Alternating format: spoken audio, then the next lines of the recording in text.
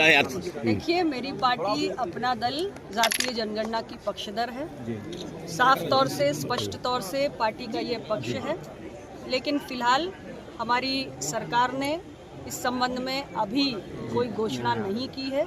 निश्चित रूप से इस संबंध में जो मंथन हो रहा होगा वो बहुत जल्द मैडम हिंदुत्व की जो बात चल रही है, हिंदुत्व की बात चल रही है, हमारा एजेंडा सामाजिक न्याय है, हम उसी की बात नहीं मैडम, ये तो एक रहोगे नेक रहोगे, आपको पिछड़ी की राजनीति करनी है। उसी भारतीय जनता पार्टी में आप शामिल हैं। उनने हिंदुत्व की बात की है और आपको पिछड़ी की राजनीति, आप हिंदुत्व की राजनीति करना चाहेंगी या पिछड़ों की? एक मिनट हो गई आपकी बात।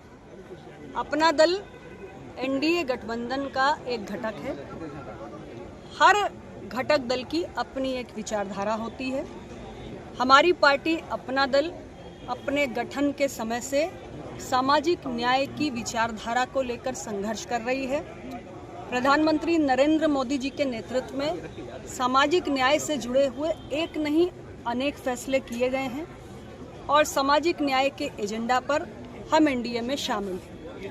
जहां तक विषय संभल की घटना का है, मैं मेरी पार्टी अपना दल की ओर से संभल की जनता से ये अपील करना चाहूँगी कि वो शांति बनाकर रखें और इस संबंध में किसी भी पक्ष को किसी के भी बहकावे में या भड़काने में आने की ज़रूरत नहीं है। ये पूरा मामला अदालत की निगरानी में है। माननीय उच्चतम न्यायालय ने इस संबंध में एक न्यायिक आयोग का गठन किया है। आयोग पहुंचा है। आयोग अपनी जांच, अपनी तफ्तीश कर रहा है। उसकी रिपोर्ट आएगी। ये देश कानून से चलेगा, संविधान से चलेगा। सभी पक्ष धैर्य का परिचय दें और अपना दल स्पष्ट रूप से ये कहता है कि जांच की जो भी रिपोर्ट आएगी, आयोग की जो भी फाइंडिंग्स आएंगी, जो भी दोषी है उसे बख्शा नहीं जाना चाहिए। मैडम, आपके पॉलिटिकल एजेंडे में सामान्य वर्ग का क्या रोल है? क्या कहेंगी? आपके पॉलिटिकल एजेंडे में सामान्य वर्ग का क्या रोल है? वो भी चल रही है। मैंने अपना बात रख दी और मुझे लगता है बहुत स्पष्ट रूप से। अब संभल के बाद अजमेर शरीफ की बात चल रही है सर्वे को लेकर। मैडम, भर्ती की सफलता के बाद 140 करोड़ के देश में कौन क्या कह रहा है? हर किसी की बात आपके एजेंडे में सामान्य वर्ग का क्या रोल है?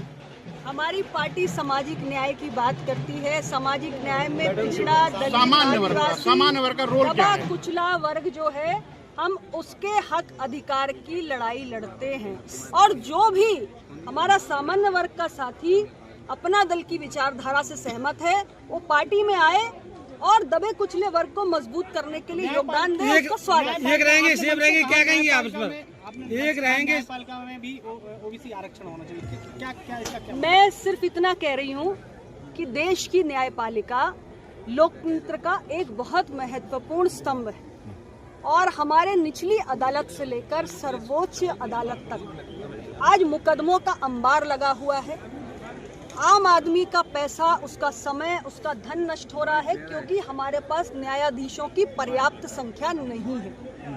और जिस तरीके से आज हमारे सदन में, चाहे राज्यों के सदन हो, चाहे पार्लियामेंट हो, वहां पर हम हर वर्ग को प्रतिनिधित्व दे रहे हैं। लोकतंत्र की मजबूती के लिए न्यायपालिका में भी हर वर्ग का प्रतिनिधित्व होना चाहिए।